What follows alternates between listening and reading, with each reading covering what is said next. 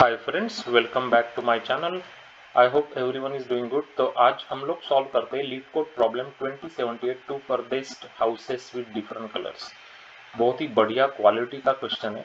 तो आज हम लोग इसको बहुत अच्छी तरीके से समझेंगे, उसके बाद हम लोग इसको सॉल्यूशन भी लिखेंगे, है ना। तो there are n houses evenly lined up on a street and each house is beautifully painted. You are given zero index integer array colors of length n where colors I represents the color of the ith house. Return maximum distance between two houses with different colors. The distance between I and jth house is absolute difference between I and j, where absolute is the absolute value of x. Okay. तो ये है हमारा problem statement. तो कुछ examples के through इसको समझते हैं। तो यहाँ पे देख सकते हैं आप कि उन्होंने कुछ एग्जांपल्स दिखाए हैं। तो फर्स्ट एग्जांपल में जो 1 है ये ब्लू कलर है और जो 6 है वो रेड कलर दिखाया है। तो मैक्सिमम डिस्टेंस कितना होगा बेसिकली? फिर दो डिफरेंट कलर चाहिए अपने को, दो डिफरेंट कलर चाहिए। तो मैक्सिमम डिस्टेंस होगा आपका 3। क्यों 3 क्यों होगा? क्योंकि अगर आप 0 और 3 के बीच में डिफरेंस देखते हैं तो ये ज़्यादा डिफरेंस हो जाएगा ना, 0 और 3। तो देखो, the furthest two houses with two different colours are 0 and 3. Houses 0 has color 1 and 3 has color 6. The distance is 3. Okay, note that house 3 and 6 can also produce optimal answer. तो दो चॉइसेस है आपके पास, एक तो 0 3 ले लो या 3 6 ले लो, लेकिन डिस्टेंस तो 3 ही आने वाली है मैक्सिमम, है ना। समझ में आ गया ना। 0 3 का भी 3 आएगा, 3 और 6 का भी 3 आएगा। ओके, ये समझ में आ गया। चलो दूसरा देखते हैं आप। यहाँ पे देखो अभी 0 1 2 3 4, तो यहाँ पे 3 डिफरेंट कलर दिख रहे हैं यहाँ पे तो हमको। तो एक कलर है, एक दूसरा है 8 और तीसरा है 3। तो ये कैसे दिखेंगे? हाउसेस उसने दिखाए हैं। तो अभी अपने को क्या करना है, दो डिफरेंट कलर के चाहिए अपने को, उतना ही अपना रिक्वायरमेंट है। तो हम लोग 0 और 4 को ही ले लेंगे ना, क्योंकि वो डिफरेंट ही है ना दोनों। 0 है ब्लू, 4 है ग्रीन, तो डिफरेंट हो गया ना। तो मैक्सिमम डिस्टेंस कितना है अभी यहाँ पे? 4। ओके, 4 है। और दो ही हाउसेस है आपके पास, 0 और 1। दो कलर है सिर्फ, और वो अलग अलग के है दोनों हाउसेस। तो क्या होगा डिस्टेंस? फिर 1 हो जाएगा ना। ओके, तो यही बोल रहे वो लोग बेसिकली। ओके, और एटलीस्ट 2 कलर्स ऑलवेज रहेंगे, ये बताया है उसने कि test data will be generated such that at least 2 different colours will always be there, है ना। तो अभी समझ में आ गया क्या प्रॉब्लम कुछ आपको यहाँ पे ये एग्जांपल्स देख के? और मैंने भी कुछ एग्जांपल्स आपके लिए बना के रखे यहाँ पे, वो भी देख लेंगे अभी। तो देखो, पहली बात तो ये समझनी है आपको कि मैक्सिमम डिस्टेंस, अब ये एग्जांपल देखते हैं। यहाँ पे दो और एग्जांपल्स है, ये देखो अभी। इसमें देखो कि एक कलर है, एक 4 और 6, ऐसे डिफरेंट कलर्स है यहाँ पे, है ना। 3 कलर है, एक है, कौन कौन से कलर है वहाँ पे? ये एग्जांपल हम लोग अभी देख रहे हैं। ओके, यहाँ पे 3 कलर है, कौन कौन से कलर है? 1 4 और 6, ये 3 कलर यहाँ पे मौजूद है इसमें। ओके, तो ये हो गया अपने 3 कलर। अपने को क्या चाहिए? अपने को चाहिए दो डिफरेंट कलर और फारदेस्ट डिस्टेंस चाहिए अपने को। तो अभी फारदेस्ट डिस्टेंस कब मिलने वाली आपको? आप इस 4 को चूज कर लीजिए और एक चीज को चूज कर लीजिए, हो गया ना फारदेस्ट। तो कितना डिस्टेंस हो जाएगा वो? इसका क्या इंडेक्स है? इसका इंडेक्स है 2, है ना। 2 है इसका इंडेक्स। ओके, अच्छी तरीके से लिखना मुश्किल है यहाँ पे। 2 3 4 5 6 7, तो ये 7 है। 7 और 2 के डिफरेंस क्या है? 5। तो 5 आंसर आ गया आपको। ओके, ये दूसरा और एक एग्जांपल है, देखो यहाँ पे अभी। तो यहाँ पे अगर मैं यहाँ पे इस 6 को ले लेता हूँ और इस 1 को ले लेता हूँ यहाँ पे, तो डिफरेंस कितना आएगा? 3 आएगा ना इधर, 3 आ जाएगा ना। ये कितना है? ये आ गया आपका इंडेक्स 3, ये आ गया इंडेक्स 0, और ये कितना है? 4 5 6, तो 6। मतलब 6 को भी लिया तो भी चलेगा, ये भी 1 6 हो जाएगा और 1 6 हो जाएगा, मतलब 3। लेकिन मैक्सिमम डिस्टेंस तो 3 ही आनी है आपकी बेसिकली। ओके, समझ में आ गया दोनों एग्जाम्पल्स? ओके, अब दोनों एग्जाम्पल्स आपको अच्छी तरीके से समझ में आ गए। ये वही एग्जाम्पल यहाँ पे लिए मैंने, सेम है। तो अभी क्या करेंगे हम लोग अपने को ढूंढने के लिए? आपने क्या क्या देखा यहाँ पे?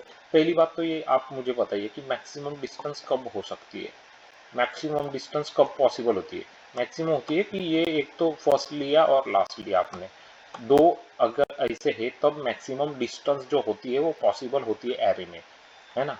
ये प्रॉब्लम को भूल जाओ 1 मिनट के लिए, लेकिन मैक्सिमम डिस्टेंस के लिए बात करते हैं। तो डिस्टेंस तभी मैक्सिमम होगी। ओके, फर्स्ट लिया और लास्ट लिया।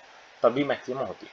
तो अब इसको अपने को क्या करना पड़ेगा अपने को कि मैं क्या करा पहले कि इसको मैंने फिक्स रख लिया। बेसिकली ये जो हाउस है मैंने इसको फिक्स रख लिया, ये नहीं चेंज होगा। और मैं दूसरा पॉइंटर ले लिया यहाँ से और इसको मैं कंपेयर करते गया इस कलर से। तो दोनों कलर क्या है, एक है तो कोई फायदा नहीं, इधर आ गया मैं, एक है कोई फायदा नहीं, फिर इधर आ गया। चार और एक डिफरेंट कलर मिल गए ना। अब मुझे समझ में आ गया ना, डिफरेंट कलर मुझे मिल गए। तो मैंने एक उसका वैल्यू कैलकुलेट करके ले लिया। जब मेरा ये हाउस फिक्स था राइट साइड का, तो मुझे एक वैल्यू मिल गई। कौन सी वैल्यू मिल गई मुझे? 5 वैल्यू आ गई ना उसकी, क्योंकि वो 5 डिस्टेंस था। तो ये एक वैल्यू मैंने ले ली। लेकिन क्या हमेशा यही आंसर होगा? नहीं, मुझे दोनों डिस्टेंस चेक करने पड़ेंगे। अब मैं दूसरा डिस्टेंस क्या चेक करूंगा इस कंडीशन में? इस कंडीशन में अब मैं क्या करूंगा, इसको फिक्स कर लूंगा। अब इसको मैंने फिक्स कर लिया, अब ये नहीं हिलेगा। यहाँ पे से यहाँ पे ये एक पॉइंटर रखेगा, वो हिलेगा अभी, है ना। तो एक और एक ये दोनों मैंने कंपेयर करने चालू करेंगे और ये मूव करते रहेगा बेसिकली, है ना। तो दोनों सेम कलर है, तो मेरे को यहाँ पर इसको इस तरीके से मूव करना पड़ेगा लेफ्ट में। ओके, 1 गया 1 गया, क्योंकि सेम है ना। तो मैं देखते गया यहाँ पे, अभी 6 आ गया, तो 6 और एक डिफरेंट हो गए। इसका मतलब मुझे यहाँ पे ये डिफरेंट कलर मिल गए जो मैं ढूंढ रहा था। तो इसका इंडेक्स था 0, इसका इंडेक्स था 3, है ना। तो 3 मतलब डिफरेंस आ गया 3। अब मैंने दोनों डिस्टेंस कैलकुलेट कर लिए, मैंने दोनों डिस्टेंस कैलकुलेट कर लिए।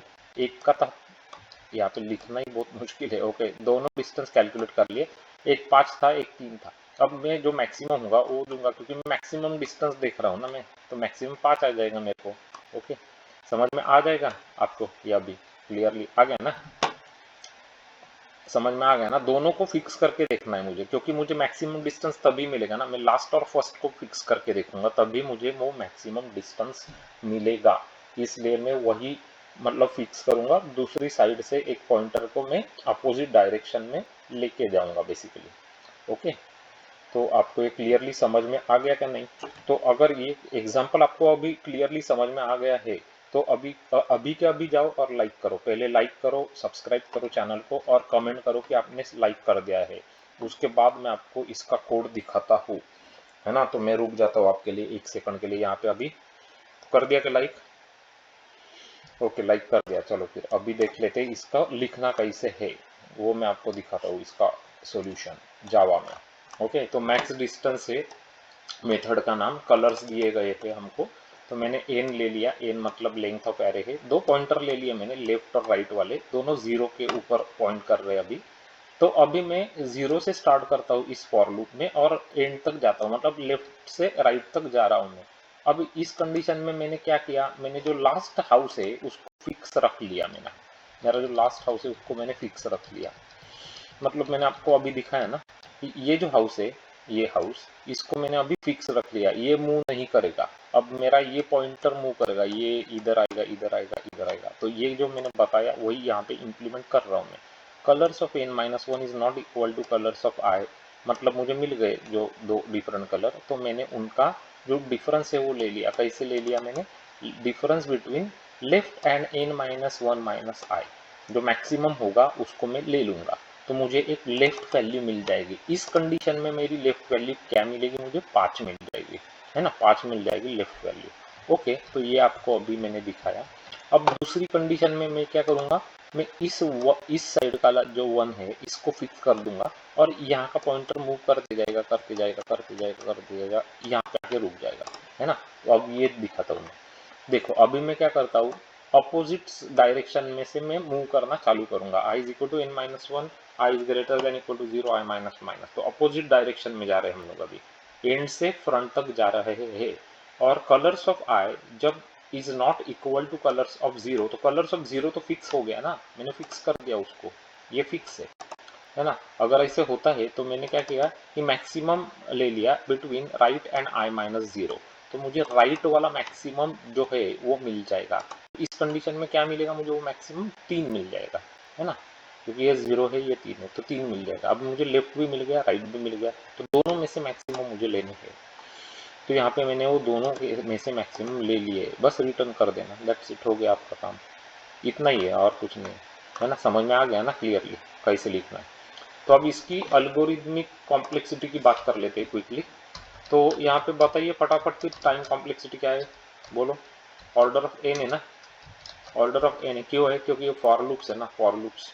तो इसका मतलब है कि ऑर्डर ऑफ एन है, n is number of colours in the given colours array. Okay, उसके बाद स्पेस कॉम्प्लेक्सिटी क्या है इसकी, फटाफट अभी। ऑर्डर ऑफ वन है, समझ में आ गया ना क्यों है, या इसको कांस्टेंट भी बोलते हैं क्योंकि हम लोगों ने कोई एक्सटर्नल डेटा स्ट्रक्चर तो नहीं होल्ड किया ना यहाँ पे होल्ड करने के लिए डेटा को, नहीं ना। Array, link list, array list, hash map, HashSet कुछ यूज किया है क्या, नहीं किया है। इसका मतलब है कि ये ऑर्डर ऑफ वन है, कांस्टेंट ऑन स्पेस सॉल्यूशन है, variables do not count over space. Okay, चलो फिर अभी इसको रन करा के देख लेते हैं कि ये बराबर अपने को आंसर देता है क्या नहीं देता है वो। तो चलो अभी आंसर तो अपने को करेक्ट मिल रहा है ऐसे दिखता है। तो ये मैंने टेस्ट केसेस आपको जो दिखाए थे ना, अब भी जो दिखाया ये है, 5 आंसर आ गया ना करेक्ट, 5 करेक्ट आ गया आंसर देखो। और एक मैंने आपके लिए यह बनाया था, यहाँ पे भी 5 ही आंसर है क्योंकि ये 6 ले लेंगे आप और ये 1 ले लेंगे, है ना। उसके बाद ये कुछ उनके टेस्ट केस है, 1 करेक्ट आंसर है, 4 करेक्ट है, और ये कौन सा है, ये 3 भी करेक्ट आ गया। चलो सबमिट करते इसको और देखते कि कितना टाइम का अपना परफॉर्मेंस आ रहा है। तो परफॉर्मेंस आ गया है 100%, ब्यूटीफुल, ग्रेट गाइस। तो हमारा 100% पे सॉल्यूशन एक्सेप्ट हो गया है, बढ़िया, सुपर। तो ये है आपका leet code 2078 for best houses with different colours. तो आपको ये कैसे लगा, आपको ये एक्सप्लेनेशन ये बताइए, फटाफट कमेंट करो, और समझ में आया क्या नहीं आया वो भी कमेंट करो अभी, है ना। और ये जो एग्जाम्पल्स मैंने आपको यहाँ पे खास बताए हैं, ये कैसे लगे वो बताओ। अच्छे लगे हैं, समझ में आए हैं तो गाइज लाइक तो बनता ही है। तो अब तक आपने लाइक कर ही दिया होगा, अगर नहीं किया है तो जाओ लाइक करो, सब्सक्राइब करो चैनल को, click on that bell notification icon button so that you will get this notifications immediately, क्योंकि हम लोग रोज इस तरीके का बढ़िया क्वालिटी कंटेंट आपके लिए पोस्ट करते रहते हैं, जो देख के आपके अल्गोरिथमिक और डेटा स्ट्रक्चर्स के स्किल्स बहुत अच्छे हो जाएंगे। आपको प्रॉब्लम सॉल्विंग सीख सकते हैं ये देख के, और बहुत सॉलिड आपका हो जाएगा वो, आपको इंटरव्यूज में बहुत काम के आएंगे। अगर आपने प्लेलिस्ट चेक नहीं किए हैं अब तक तो जाइए और प्लेलिस्ट चेक कीजिए, लेकिन कौन से प्लेलिस्ट चेक करने, तो मैं अभी आपको वेरी वेरी इंपॉर्टेंट प्लेलिस्ट बताता हूँ।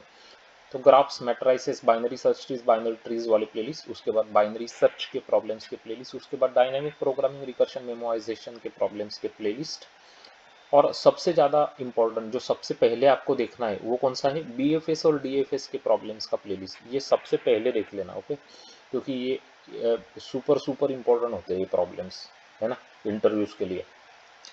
और डेटा स्ट्रक्चर्स के लिए क्या देखेंगे, फिर उसके लिए आप देखेंगे stacks, queues, priority queues, min, heap, max heap, arrays, array list, link list वाले प्लेलिस्ट। ये सभी बहुत अच्छे क्वालिटी के सिलेक्टिव प्रॉब्लम्स है ना। तो आपको बहुत ज़्यादा इम्पोर्टेंट है आपके लिए, आपके इंटरव्यूज़ के लिए आपको बहुत अच्छा प्रिपरेशन करके देने वाले हैं। और अगर आप जावा J2E डेवलपर से इंटरव्यूज़ दे रहे हैं तो टेलीफोनिक इंटरव्यूज़ के लिए आपको हेल्प कराने के लिए हमने वीडियोस बनाए हैं, frequently asked Java J2E telephonic interview questions and how to answer them. तो वो सर्च कर लेना, मिल जाएंगे इस चैनल पे। और माई सीक्वल के कोडिंग प्रॉब्लम्स भी हमने लिए हैं यहाँ पे, जो रिसेंटली पूछे गए जावा डेवलपर्स को इन पर्सन राउंड्स के इंटरव्यूज में। SQL writing is a important part of any interviewing process, तो ये भी बहुत इंपॉर्टेंट होते हैं।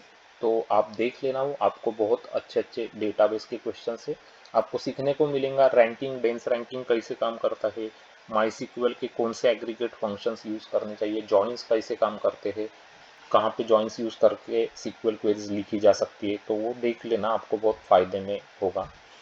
और शेयर नहीं किया ये फ्रेंड्स के साथ तो अभी का अभी जाना शेयर कर लेना, हमारे चैनल को भी सब्सक्राइब कर लेना। And thanks for watching this video, good day ahead, bye bye.